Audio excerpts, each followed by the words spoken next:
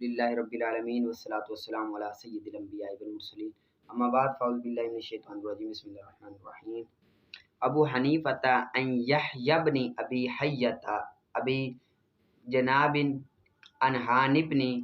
یزید عن ابن عمر قال افثنا معه من عرفات فلما نزلنا جمعا اقام فصلینا المغرب معه ثم تقدم فصلى ركعتين ثم دعا بما. جو عرفہ میں دو نمازیں ایک ساتھ پڑھی جاتی ہیں نا، تو یہ اس بارے میں یہ ہے کہ حانی بن یزید کہتے ہیں کہ ہم حضرت ابن عمر کے ہمراہ عرفات سے واپس ہوئے تو مزدلفہ میں اترے، پھر اقامت کہی اور ہم نے آپ کے ہمراہ مغرب کی نماز پڑھی، پھر آپ آگے بڑھے اور نماز عشاء کی 2 رکعتیں ادا فرمائی، پھر اس کے بعد پانی منگوا کر غسل کیا اور بستر پر جا کر لیٹ گیا، آرام فرمانے کے لیے لیٹ گیا۔ ہم نماز کے انتظار میں بہت دیر تک بیٹھے رہے، آخر ہم نے کہا اے ابا عبد الرحمن، نماز کے لیے تشریف لے آئیے۔ آپ نے کہا کون سی نماز؟ ہم نے کہا عشاء کی نماز۔ آپ نے کہا جس طرح نبی کریم صلی اللہ علیہ وسلم نے نماز پڑھی میں نے بھی پڑھی، یعنی کہ 2 نمازوں کو جمع کر کے پڑھا۔ اور ایک روایت میں ہے کہ حضرت ابن عمر نے نبی کریم صلی اللہ علیہ وسلم سے روایت کیا کہ آپ نے مغرب اور عشاء کو جمع کیا، ٹھیک ہے۔ آگے حضرت ابو یعقوب سے روایت ہے کہ انہوں نے کہا کہ میں نے رسول اللہ کے ہمراہ حجۃ الوداع میں بمقام مزدلفہ کے مقام میں مغرب اور عشاء کی نماز پڑھی، اور حضرت ابو ایوب سے روایت ہے کہ رسول اللہ نے مقام مزدلفہ میں 1 اذان اور 1 تکبیر سے نماز مغرب اور عشاء ادا فرمائی، یعنی کہ دونوں نمازیں ادا فرمائی، ٹھیک ہے۔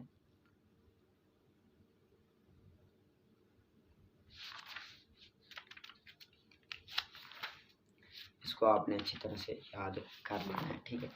آگے نکالیں آپ شرح قائد کا فَإِن قِيلَ قَوْلُهُ تَعَالَى قَالَتِ الْأَعْرَابُ آمَنَّا قُل لَّمْ تُؤْمِنُوا، یہاں سے یہ عبارت ایک سوال کا جواب ہے، سوال مقدر کا جواب ہے کہ آپ کا یہ کہنا کہ اسلام ایمان کے بغیر محقق نہیں ہوتا، یہ بات درست نہیں ہے کہ اسلام کے بغیر ایمان نہ پایا جائے، یہ نہیں درست، کیونکہ قرآن پاک میں قالت الاعراب آمنا قل لم تؤمنوا ولکن قولوا اسلمنا، اس میں ایمان کی نفی کی گئی ہے اور اسلام کو ثابت کیا گیا ہے کہ اسلام کی نفی کی گئی کہ ایمان نہ کو، مومن نہ کو، بلکہ کیا کو، مسلمانوں کو۔ لہذا یہ آیت اس بات پر دلالت کرتی ہے کہ اسلام ایمان کے بغیر پایا جاتا ہے، اور اسلام اور چیز ہے، ایمان اور چیز ہے، اس سے پتہ چل رہا ہے۔ اور آپ کا یہ کہنا فلا یتغایرون، یہ کہنا بالکل درست ہے، غلط ہے۔ تو اس کا جواب ہم دیکھتے ہیں کہ ہم نے جو یہ کہا ہے نا کہ ایمان کے بغیر اسلام ایمان کے بغیر نہیں پایا جا سکتا، تو اس سے ہماری مراد یہ ہے کہ اسلام شرعی ایمان کے بغیر نہیں پایا جاتا، اسلام شرعی ایمان کے بغیر نہیں پایا جاتا۔ اور آیت میں اسلام سے اسلام لغوی مراد لیا گیا، یعنی کہ انقیاد ظاہری مراد لیا گیا، انقیاد ظاہری مراد لیا گیا، اور انقیاد باطنی کے بغیر انقیاد ظاہری کو اسلام نہیں کہا جا سکتا، جب باطن میں نہ ہو تو ظاہر میں نہیں کہا جا سکتے۔ جس طرح کے تصدیق قلبی کے بغیر اقرار لسان کو ایمان نہیں کہا جاتا، تصدیق قلبی ہو، زبان کے ساتھ اقرار کرے، اب تصدیق قلبی نہ ہو لیکن زبان سے اقرار کرے تو اس کو ایمان تو نہیں کہا جاتا۔ تو یہ جو آیت ہے عرابی کے لیے اسلام لغوی ہے، یعنی کہ انقیاد ظاہری کو ثابت کر رہی ہے، اور ایمان شرعی کی نفی نہیں کر رہی کہ یہاں سے ایمان شرعی مراد نہیں، ہماری جو مراد ہے وہ ایمان شرعی مراد ہے، لہذا آپ کا اعتراض وارد نہیں آتا، ٹھیک ہے۔ ترجمہ کر لیتے ہیں، یہی سبق ہے۔ پس اگر اعتراض کیا جائے کہ فرمان باری تعالیٰ قالت الاعراب آمنا قل لم تؤمنوا ولکن قولوا اسلمنا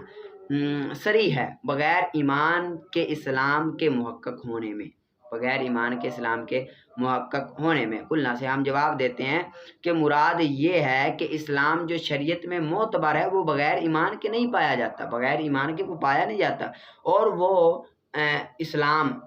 وہ اسلام آیت میں انقیاد ظاہری کے معنی میں ہے، یہاں سے انقیاد ظاہری کے معنی میں ہے، بغیر انقیاد باطنی کے،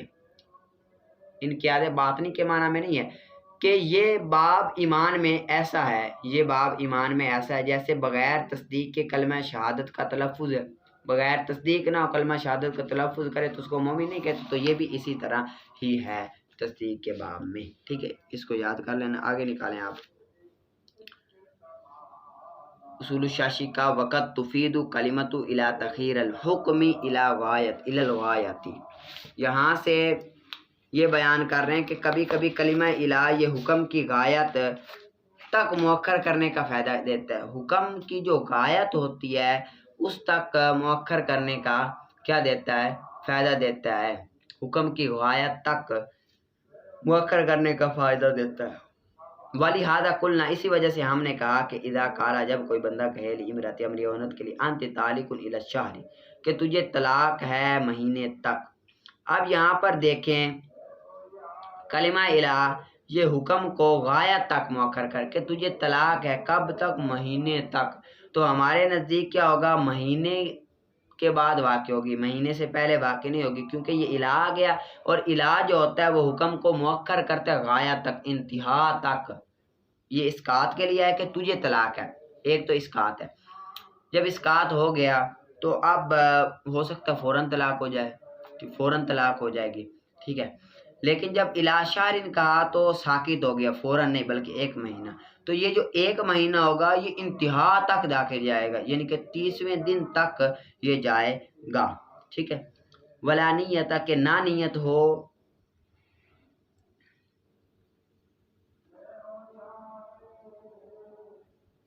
اور اس کی کوئی نیت نہیں ہے، اور اس کی کوئی نیت نہیں ہے، تو ہمارے نزدیک فی الحال طلاق واقع نہیں ہوگی، یعنی کہ کوئی نیت نہیں کرتا، نیت میں بھی کچھ نہیں ہے تو فی الحال واقع نہیں ہوگی۔ امام ظفر کا اختلاف ہے، امام ظفر اختلاف کرتے ہیں، وہ کہتے ہیں،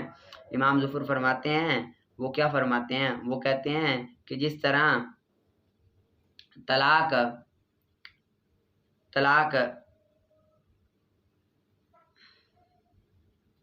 وہ یہ کرتے ہیں کہ یہ بات تو مسلمہ ہے، جو چیز اسقاط کے قبیلے سے ہوتی ہے،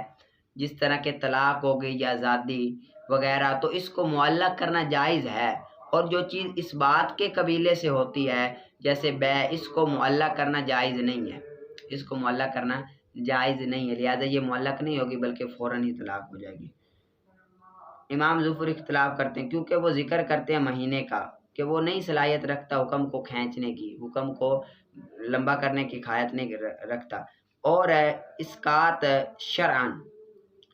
اور اسقاط شرعن، اسقاط شرعن ہے، اور طلاق احتمال رکھتی ہے مؤخر کرنے کا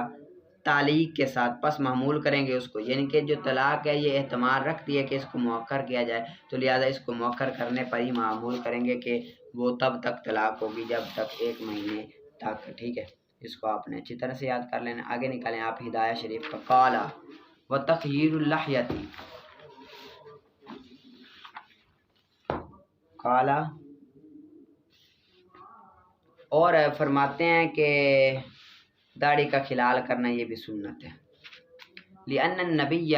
امرہ جبرائیل بذالک، اس لیے کہ نبی کریم صلی اللہ علیہ وسلم کو اس کی عرض کی جبرائیل علیہ السلام نے، جبرائیل نے اس بارے میں عرض کی، یعنی کہ رب کی طرف سے حکم لے کر آئے تو آپ نے ان کا داڑھی کا کھلال بھی کیا۔ وکیلا ہوا سنت عند ابی یوسف جائز عند ابی حنیفہ و محمد، اور امام ابو یوسف فرماتے ہیں کہ یہ سنت ہے، کہا گیا کہ یہ سنت امام صاحب کے نزدیک سنت ہے، اور یہ سنت امام یوسف کے نزدیک جائز ہے، اور امام ابو حنیفہ اور محمد کے نزدیک جائز ہے۔ امام ابو یوسف کے نزدیک تو سنت ہے، یعنی امام ابو حنیفہ اور امام محمد کے نزدیک یہ سنت نہیں ہے بلکہ جائز ہے اس کو کرنا۔ ان کی دلیل یہ ہے لأن السنت اکمال الفرد فی محلی، کہ سنت وہ فرض کو مکمل کرنا اس کے محل میں، فرض کو مکمل کرنا اس کے فرد میں، والداخل، اور داخل نہیں ہے فرض کا محل، داڑھی کا جو داخل ہے اندرونی حصہ یہ فرض کا محل نہیں ہوتا، یعنی کہ میری طرف دیکھیں، وہ فرماتے ہیں کہ گھنی داڑھی ہو نا، بندے کی گھنی داڑھی ہو تو داڑھی کا جو بیچ میں جو تہ تک پانی پہنچانا یہ فرض نہیں ہے، یہ سنت نہیں ہے، یہ کیا ہے، فرض نہیں ہے، سوری یہ فرض نہیں ہے۔ اور سنت کہتے ہیں، سنت کسے کہتے ہیں، سنت ان کے نزدیک، سنت وہ کہتے ہیں، سنت وہ چیز ہے جو فرض کی جگہ میں مکمل ہو، فرض کی جگہ میں مکمل ہو۔ جس طرح کہ کرلی کرنا یہ کیا ہے؟ یہ سنت ہے، یہ کیا ہے؟ سنت ہے، کیونکہ فرض کی جگہ میں ہے۔ چہرے کو دھونا فرض ہے، تو فرض کی جگہ میں، ناک میں پانی چڑھانا یہ بھی اسی طرح فرض کی جگہ میں۔ تو جو فرض کی جگہ میں کسی چیز کو پورا کیا جائے تو وہ تو ہوتی ہے سنت ہے، جو فرض کی جگہ میں نہ ہو تو وہ سنت نہیں ہوتی۔ لہذا جو داڑھی کا اندرونی حصہ ہے نا وہ فرض کی جگہ میں نہیں ہے تو خلال کرنا سنت نہیں ہے، کیونکہ اندرونی حصہ فرض کی جگہ میں نہیں ہے۔ وتخییر الاصابع، اور انگلیوں کو کھلال کرنا یہ بھی سنت رسول اللہ کے قول کی وجہ سے کہ کھلال کرو تم اپنی انگلیوں کو تاکہ نہ داخل ہو تمہارے ہاتھوں میں جہنم کی آگ۔ تمہارے ہاتھوں میں اس طرح کھلال کرنا یہ کیا ہے؟ سنت ہے، تاکہ جہنم کی آگ داخل نہ ہو۔ اور داڑھی کا اس طرح پیچھے سے لے کر آنا ہے پانی، ٹھیک ہے، یہ اس طرح۔ یہ ولی انہو سے دلیل دے رہے، یہ کیوں سنت ہے؟ پیچھے داڑھی تو سنت نہیں تھی، یہ سنت کیوں ہے؟ تو اس کی دلیل دے رہے کیونکہ اکمال الفرد بھی ملی، کیونکہ یہ فرض کو مکمل کرنا اس کی جگہ میں، یعنی کہ ہاتھ دھونا فرض ہے نا، تو فرض کی جگہ میں ہم اس طرح کر دے تو فرض کی جگہ میں ہی فرض کو مکمل ہو رہا ہے، لہذا اسی وجہ سے سنت ہے۔ اور جو داڑھی کا اندرونی سے تو وہ فرض کی جگہ نہیں تھی، اسی وجہ سے وہ سنت نہیں ہے۔ تو یہ ہاتھ دھونا فرض ہے تو فرض کی جگہ میں یہ اس طرح کر رہے ہیں تو اسی وجہ سے یہ سنت ہے۔ وتکرار الغسل الی الثلاث، اور تکرار کرنا دھونے کا 3 مرتبہ، 3 تک تکرار کرنا یہ بھی کیا ہے؟ سنت ہے۔ کیوں؟ لأن نبی، کیونکہ رسول اللہ نے وضو کیا مرتن ایک مرتبہ، اور فرمایا کہ یہ وضو نہیں اللہ تعالیٰ قبول کرتا نماز کو مگر اس کے ساتھ، یعنی کہ اگر ایک مرتبہ کرے تو رب تعالیٰ اس کے ساتھ نماز کو قبول کرتا ہے، ورنہ نماز کو قبول نہیں کرتا۔ اور وضو کیا 2 مرتبہ آپ نے، اور فرمایا کہ یہ وضو اس شخص کا جو کرے، یضاعف کرے، تو اللہ تعالیٰ اس کے لیے 2 مرتبہ اجر لکھ دیتا ہے۔ جو 2 مرتبہ کرے گا اللہ تعالیٰ اس کے لیے 2 مرتبہ اجر لکھ دے گا۔ وتودع، اور 1 مرتبہ آپ نے وضو کیا 3 مرتبہ، اور فرمایا کہ یہ میرا وضو ہے اور مجھ سے پہلے انبیاء کرام علیہ السلام کا وضو ہے۔ فمن زیادہ، پس جو زیادہ کرے اس پر، او نقص یا کم کرے، فقط تعدی، یا تو پس تحقیق اس نے زیادتی کی اور ظلم کیا۔ اس نے کیا کیا؟ یعنی کہ 3 سے زیادہ کر لے یا 3 سے کم کر لے تو اس نے زیادتی اور ظلم کیا۔ یہ جو وعید ہے نا، والوعید لعدم رؤیت سنت، یہ وعید ہے سنت کو نہ سمجھنے کی وجہ سے، یہ وعید اس کے لیے جو سنت کو نہیں سمجھتا اسے، یعنی کہ جو بندہ 1 مرتبہ کر لیتا، یہ 2 مرتبہ کر لیتا، 3 مرتبہ نہیں کرتا، یہ 4 مرتبہ کر لیتا، 5 مرتبہ کر لیتا، وہ کہتا ہے کہ سنت کوئی نہیں، 3 مرتبہ کرنا سنت کوئی نہیں، یہ اس کے لیے وعید ہے، اس نے زیادتی کی اور ظلم کیا، یہ اس کے لیے وعید ہے اس طرح کرنے کی۔ اگر کوئی سنت سمجھتا ہے لیکن نہیں کرتا تو پھر اس کو ثواب نہیں ملے گا، ٹھیک ہے، ثواب اس کو نہیں ملے گا۔ باقی اس طرح کرنا نہیں چاہیے یہ، کیونکہ ہے سنت، ٹھیک ہے، اس کو آپ نے اچھی طرح سے محنت کر کے یاد کرنا، اور عبارت آپ نکالا کریں اچھی طرح سے ٹیٹ کر کے، زیادہ نکالا کریں، ٹھیک ہے۔ آگے ہم انشاءاللہ بڑھائیں گے کچھ زیادہ سبق، ٹھیک ہے، اچھی طرح سے محنت کر کے ہر کتاب کا نکالنا ہے، پڑھا سنا قبول۔